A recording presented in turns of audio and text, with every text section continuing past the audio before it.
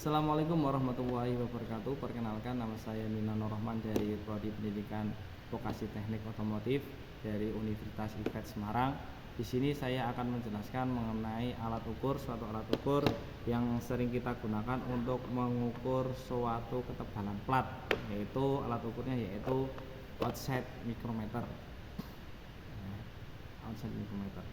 Di sini saya akan menjelaskan untuk bagian-bagian dari mikrometer, terus cara kalibrasi dari mikrometer, beserta nanti cara pembacaan dari mikrometer ini. Untuk alatnya, untuk mikrometer, alatnya seperti ini, ya, berfungsi untuk mengukur ketebalan suatu plat atau benda kerja yang bentuknya biasanya seringnya untuk mengukur plat, ya ini. Untuk mikrometer ini, untuk nama komponennya, untuk yang pertama yaitu ada frame atau istilahnya itu rumahannya. Frame ini fungsi untuk rumahan dari mikrometer ini. Ya, ini rumahannya. Biasanya ini dipakai untuk memegang bendanya atau kita pegangnya di sini. Ya. Terus di sininya itu untuk area benda yang akan kita ukur. Ya. Terus yang ini itu poros tetap. Ya, poros tetap dia diam, jadinya dia bendanya ditaruh di sini, lalu kita putar pakai ini. Ya, ini poros tetap, ini frame. Terus selanjutnya ini bagian ini ada namanya skala utama dan skala non use. Untuk skala utama itu letaknya di sini, sebelah sini, atau skala diam. Ya, sini ya. Ini namanya skala utama atau skala diam yang ada angkanya ini. Ya. Terus untuk yang mutar-mutar ini, yang bisa diputar, ini namanya skala non use. Ya, berarti angkanya 0 sampai dengan 45. Untuk satuan dari alat ukur ini yaitu satuannya milimeter. Ya, satuannya milimeter. Terus yang ini itu namanya spindle. Spindle itu untuk yang mendorong benda kerja atau untuk yang menjepit benda kerja. Ini namanya spindle.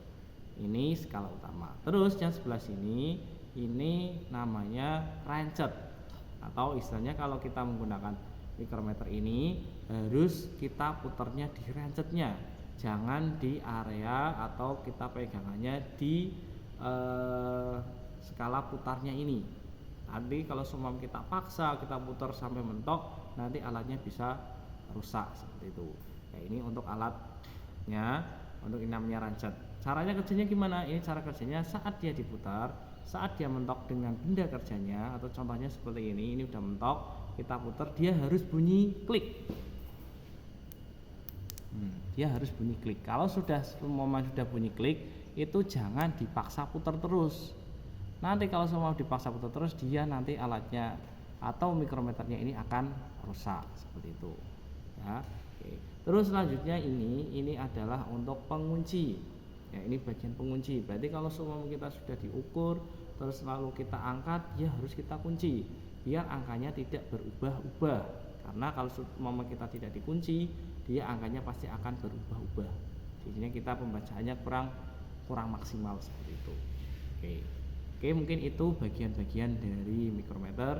Terus mungkin saya lupa, ini satu lagi untuk angkanya, untuk cara pembacaannya. Ya, untuk cara pembacanya kita nanti aja. Ini untuk bagian-bagiannya dulu. Untuk bagian-bagiannya mungkin itu, ya. Kalau mungkin ada yang kurang, mungkin nanti bisa ditambahkan di kolom komentar, ya.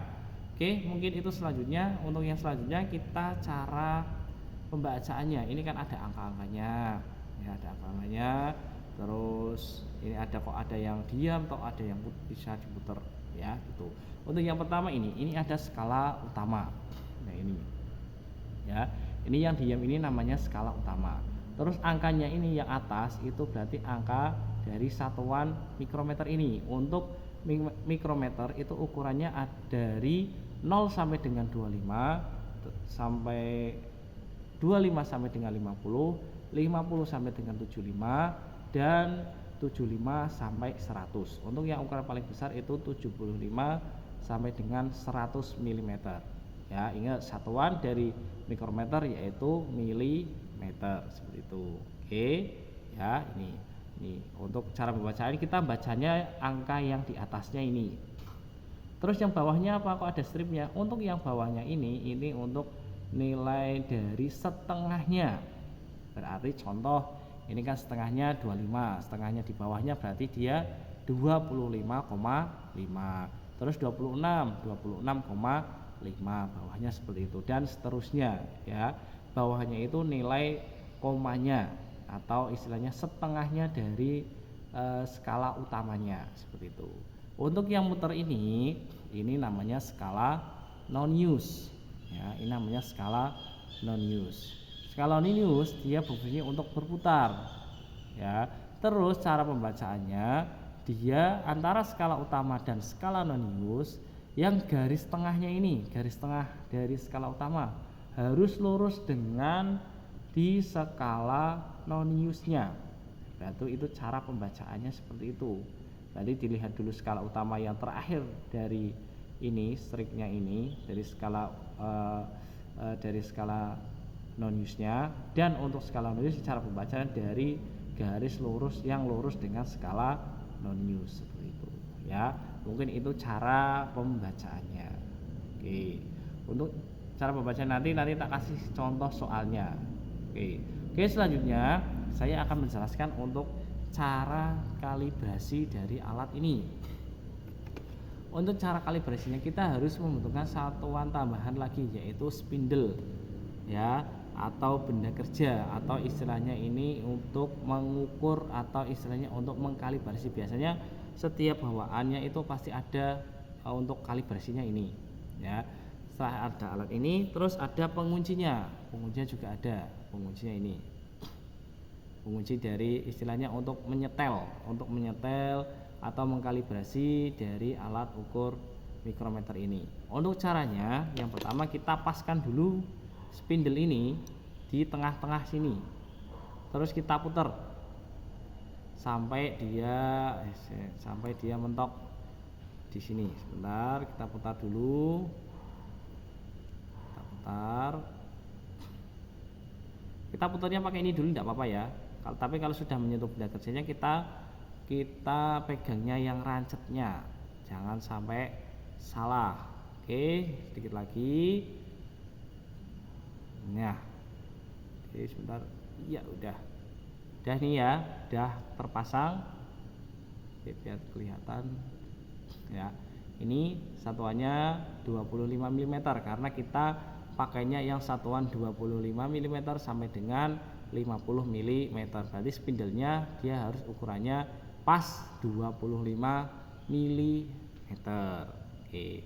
Untuk selanjutnya kita lihat ya, ini sudah nok ya. Terus kita putar rancetnya, dia harus berbunyi klik 3 kali ya. 1, 2, 3. Berarti dia sudah terkalibrasi ya. Dengarkan. Iya, sudah 3 kali. Selanjutnya dilihat ya. Ini kan antara skala non-use dan skala utama dia kan belum lurus. Sini ya. Ini ya, belum lurus dengan 0 ya. Oke, kita paskan di 0-nya. Kita menggunakan alat kunci ini. Kita putar sampai dengan di posisi 0. Di atas.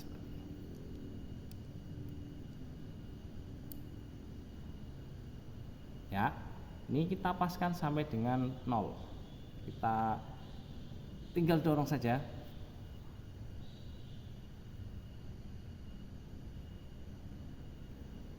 Oke, sudah lurus dengan 0 ya, bisa dilihat ya. Ya, sudah lurus dengan 0. Ini spindlenya ya. Oke, bila sudah lurus dengan 0 atau sudah lurus dengan 0 ini, berarti alat ukurnya siap untuk dipakai ya. Untuk cara pembacaannya, sekarang untuk cara pembacaannya itu untuk cara kalibrasinya ya, tinggal kita paskan aja pentokan ini ya, harus sesuai dengan stripnya ini, sesuai garisnya ini. Bila stripnya jangan melebihi ya, kalau melebihi berarti nanti dia lebih, nah kita harus dikurangi seperti itu. Oke. Oke, selanjutnya untuk cara pembacaannya. Untuk cara pembacaan saya akan bikin dua tahap dari ada komanya, ada setengahnya dan tidak ada setengahnya. Untuk yang pertama tidak ada setengahnya. Untuk caranya gimana? Kita lihat di sini. Kita putar spindle-nya di sini aja. Oke. Kita lihat spindle-nya di sini. Oke, bisa dilihat ya. Untuk cara pembacaannya kita lihat dulu skala utamanya terlebih dahulu. Ya. Berarti kita hitung strip yang di atas. Jangan yang bawah dulu, yang atas dulu ya. Strip yang atas. Kita hitung stripnya dari 25. Berarti 25 sampai terakhir di garis ini. Berarti 25, 26, 26, 27, 28. Berarti dia skala utamanya dia 28. Jadi 28,0. Kalau di skala utama nolnya di belakang angka. Berarti ya, belakang angka ya. Berarti dia skala utamanya berarti 28,0. 28,0. Oke, sudah itu untuk skala utamanya. Kan bawahnya belum ada setengahnya ya.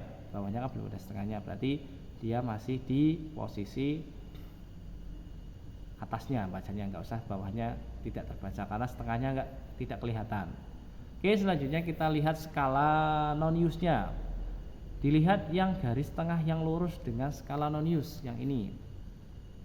Yang lurusnya di garis berapa? Kita lihat dulu. Yang paling lurusnya di angka 20 ya. Di angka 20 ya.